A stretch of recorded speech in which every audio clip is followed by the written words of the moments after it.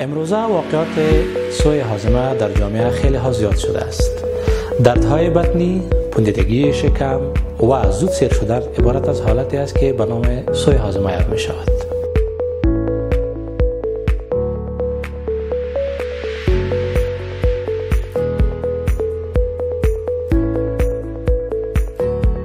ما پوهانیار دکتر هدایت الله حبیبی، متخصص داخلی عمومی و جهاز هضمی، استاد دپارتمنت هضمی پانتون طبی کابل، میخوایم که امروز درباره یک موضوع بسیار زیاد مهم بحث بکنیم که او عبارت از سوء هاضمه یا بدهضمی است.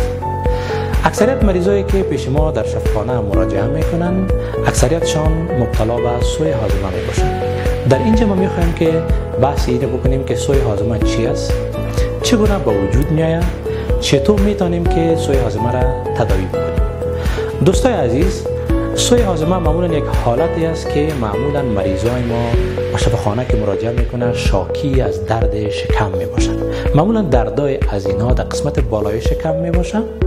توأم با این درد معمولا مریضای ما پوندیدگی شکم و زود سیری میداشته باشند. بعضی مریضای ما در پولی از این اعراض از دلبدی، استفراغات و دلجوشی هم شکایت میکنن. معمولا سوء هاضمه دو نوع داره.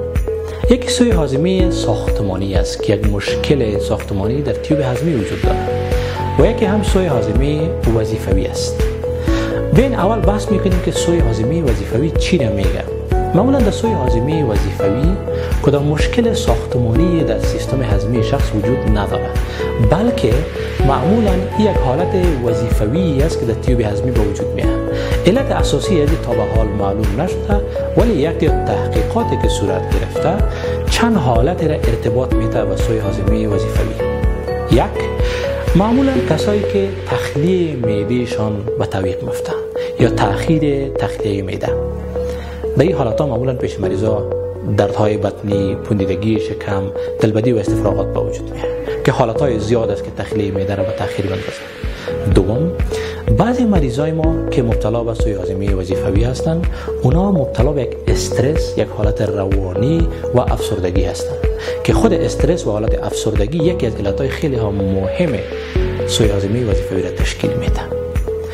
سوم، یک تعداد مریضای ما هستند که در خود تیوب هضمی در مقابل یک تعداد مواد غذایی یا مواد مختلفه دیگه حساس می باشند که در این مریضای ما هم معمولا اعراض و علائم سوء هاضمه پیدا میشه.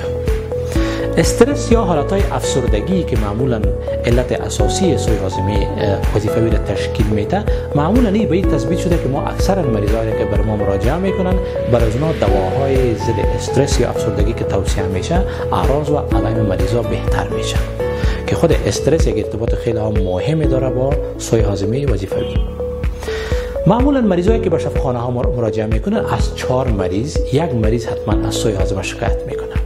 و این باید داشته باشیم که سوء هاضمه معمولا تظاهر اکثر بیماری های دیگه هم می باشه که او را ما میخوایم در بحث سوء هاضمه ساختمانی برای شما تشریح کنیم. سوء هاضمه ساختمانی در چه علتا به وجود میاد؟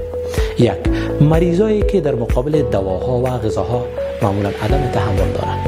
یک تعداد مریضای ما هستن که اونا پرخوری میکنن، به سرعت خوراک میکنن، غذاهای چرب استفاده میکنن، استفاده الکل، استفاده قهوه، تمام از اینا پیش مریضا سوء هاضمه ساختمانی را به وجود میارن. یک نوع عدم تحمل در مقابل از این به وجود میاد. بعضی مریضا هستن که از یک تا دواها استفاده میکنن، مثلا دواهای ضد درد که به نام NSAIDs یاد میشه، دواهای ضد فشار که به نام Angiotensin Converting Enzyme Inhibitors یاد میشه. اینا هم سبب سوء هاضمه شده میتونن. علتهای دیگه‌ای که معمولا باعث سوء هاضمه ساختمانی میشه، انتانات خود سیستم هضمی است. یکی از جمله انتانات خیلی عام انتان اچ پایلوری است که این انتانات معمولا علت عمده سوء هاضمه را تشکیل میده. و پولیازی 1% بسیار زیاد کم سرطان های خود معده که در 1% واقعات علت سوء هاضمه را تشکیل میده.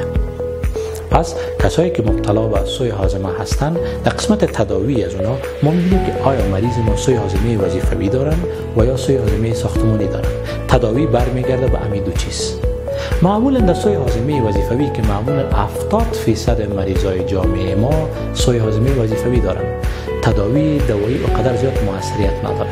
در این حالات ما معمولا برای مریضا لایف استایل چینجز یا تغییرات در نحو زندگی توصیه میکنیم. مثلا مریضای ما باید با عجله خوراک نکنن، غذای چرب کم استفاده کنن، معمولا باید پرخوری در یک وقت نکنن، استفاده قهوه، استفاده الکل، از این چیزا باید اجتناب بکنن. در پالی ازی کسایی که سوء هاضمه ساختمانی دارن، در او حالات ها معمولا ما علتی که سبب سوء هاضمه شده او را تداوی میکنیم. امیدوار هستم که ویدیوی ما برای شما مفید واقع شده باشه.